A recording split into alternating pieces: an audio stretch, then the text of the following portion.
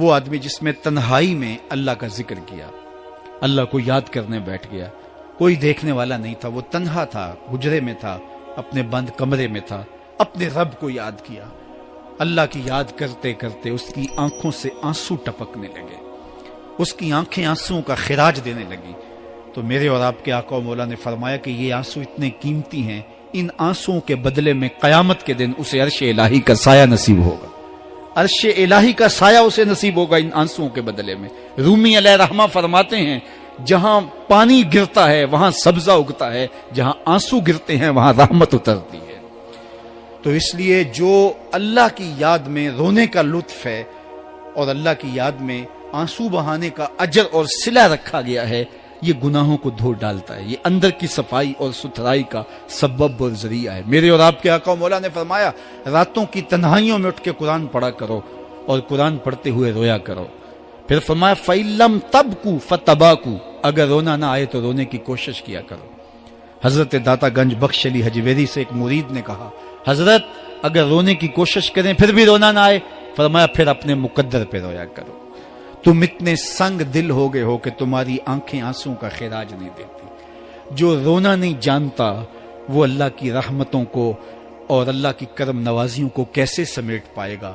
بچہ روتا ہے تو ماں دودھ دیتی ہے، جب بندہ اللہ کی حضور الہاؤ زاری کرتا ہے، عجز کرتا ہے، انکساری کرتا ہے تو اللہ کی رحمتوں کو جوش آتا ہے اور اللہ تعالیٰ کی رحمتیں اس پہ برستی ہیں، اور اس کے نہ صرف گناہ معاف ہوتے ہیں بلکہ اللہ تعالیٰ اس کے گناہوں کو بدل کے نیکیوں میں تبدیل کر دیتا ہے۔ ایک فقیر تھا، ملنگ درویش، اللہ کا بندہ، اس کی عادت یہ تھی کہ اپنے ڈیرے پہ آنے والوں کو کھلاتا، ان کو پلاتا، ان کی ضروریات کا خیال رکھتا، لیکن کو مالی آسودگیاں نہیں تھی۔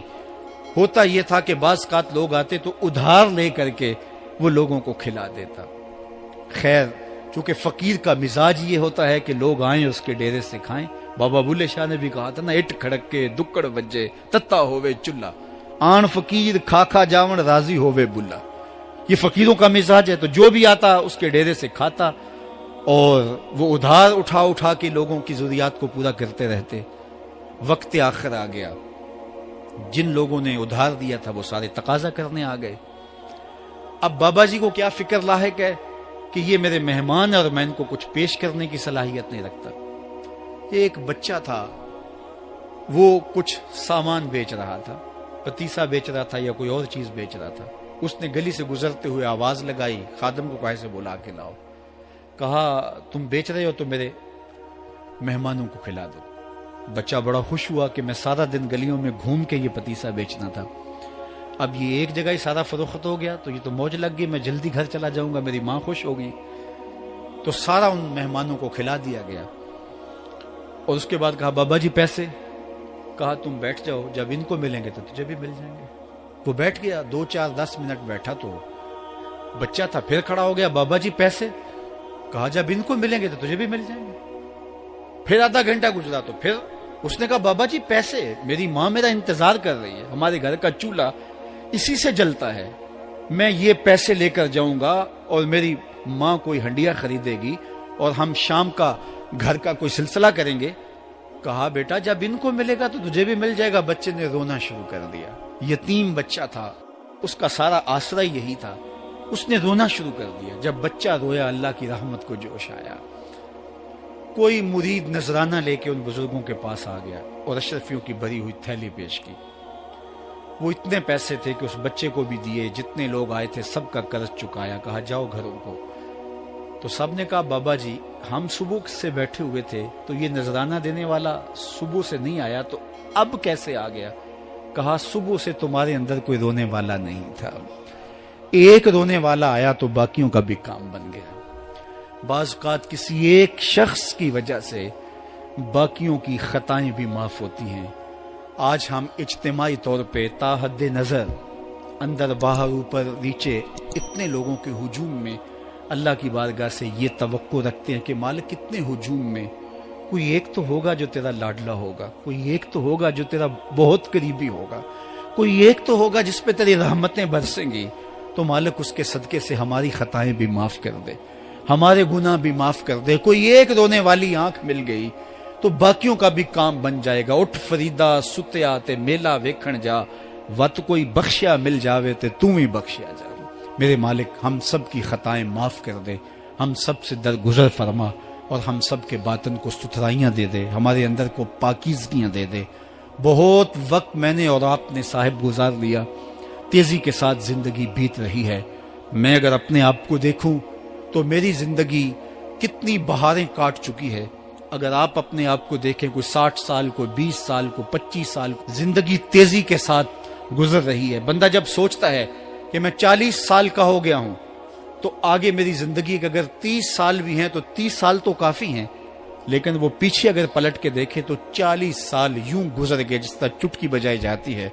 जब चुटकी बजाने के वक्त में 40 साल गुजर गए महसूस होते हैं, तो जो बाकी 30 साल अगर हुए भी वो तो गुमान है मेरा, वो तो गुमान है आपका।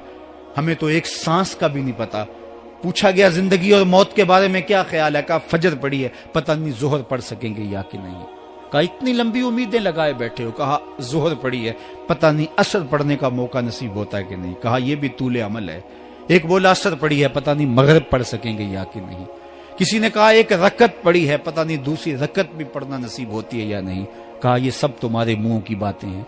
मैं तो कहता हूं एक तरफ सलाम फेरा है, पता नहीं दूसरी तरफ सलाम भी फेर सकेंगे या कि नहीं। क्या मौत इतनी करीब नहीं है? हमने अपनी आंखों के सामने लोगों को जुदा होते यूं नहीं देखा है। हम कहते हैं इसकी खबर सुना रहे हो मौत की, ये तो मैंने अभी सब्जी वाली दुकान पे देखा था। लेकिन जब मौत आती है तो एक लम्हे का तकद्दुम और ताखुर नहीं होता। तो साहिब आइए अपनी जिंदगी को अल्लाह और उसके रसूल की राहों पे डालें। आज वक्त है, आज मौका है, आज तौबा का दरवाजा खुला है। कल सब कुछ नहीं होगा। आज उसकी रहमतें आवाज दे रही हैं। आज वक्त है, वक्त पर काफी है एक कतरा भी आबे खुश हंगाम का। जल गया जब खेत बरसा मी तो फिर किस काम का। अब आइए सुनिए, इस कायनात के अंदर हमें वो खवातीन मिलेंगी जो पर्दे के पीछे थी, लेकिन पर्दे के सामने मां नहीं आई, अब्दुल कादिर जीलानी आए। मां पर्दे के पीछे थी, पर्दे के सामने फरीदुद्दीन गंजे शकर आए। मां पर्दे के पीछे थी, मेहरो मां ने भी आंचल नहीं देखा, लेकिन पर्दे के सामने करबला में हुसैन इब्ने अली आए। तो ये पर्दे के सामने आए, वो पर्दे के पीछे थी। तो जब माएं पर्दे के पीछे हों तो फिर बेटे जो हैं वो पर्दे के सामने आके वो नक्श सबत करते हैं कि जो लोगों के जिंदगी के नकूश को जो है वो उजाल देते हैं और तकदीर बदल देते हैं। तो इसलिए माओं की जिम्मेदारियां घर संभालना है। जब माएं घर संभाल लेती हैं तो बेटे बहरो